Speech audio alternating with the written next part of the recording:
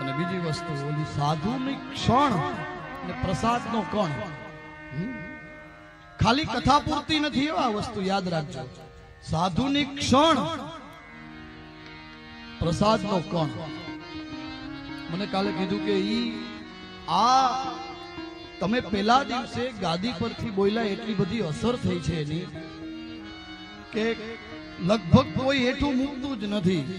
અને એમાં પણ હું આ કરબદ્ધ નમ્ર નિવેદન કરું છું, કરું ને, કે દીકરાના લગ્ન હોય, દીકરીના લગ્ન હોય, એ બાપ કેમ કમાતો હોય એને જ ખબર હોય. એના અન્નનો બગાડ કરતા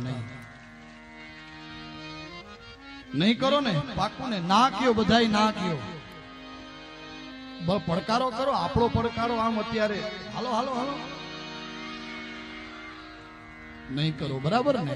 પછી આપણે ત્યાં કળશ ભરાય, માતાજીનો કરહ કહીએ, એમાં પણ એ પ્રસાદ જ છે મારા બાપલા. પછી પૂંજમાં જાઓ, હે હું તમારે ભેગો પૂંજમાં આવતો નતો આવતો. ત્યાં ક્યાંય જાઓ ત્યાં હવે આ બગાડ કરતા નહીં, ખરેખર થયો. એટલે એક વખત આપણે સતદેવીદાસ, અમરદેવીદાસ ખબર છે ને, કરસનદાસ બાપા ત્યાં છે, ખબર અત્યારે બિરાજમાન ગાદીપતિ, બધાને ખબર છે કે નહીં? પરબના મહંત કરસનદાસ બાપા છે.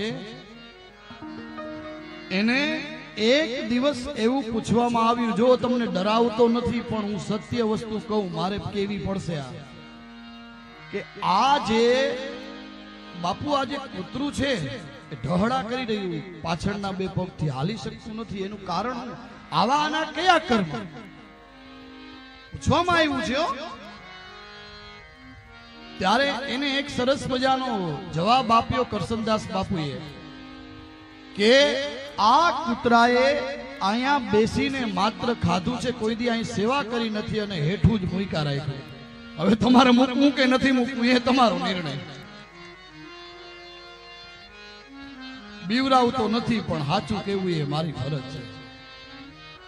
હવે કોઈ પણ જગ્યાએ એક જ વાત તમારે યાદ એટલું જ રાખવાનું છે, સાધુની ક્ષણ ને પ્રસાદનો કણ, એ જમણવેરનો કણ.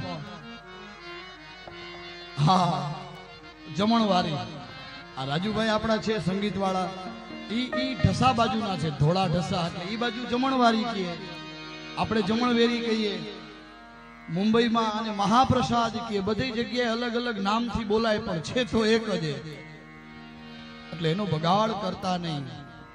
અને આવો આપણે કથામાં પ્રવેશ કરીએ. જો અહીંયા જે હા પાડો ને પાછું નિભાવજો.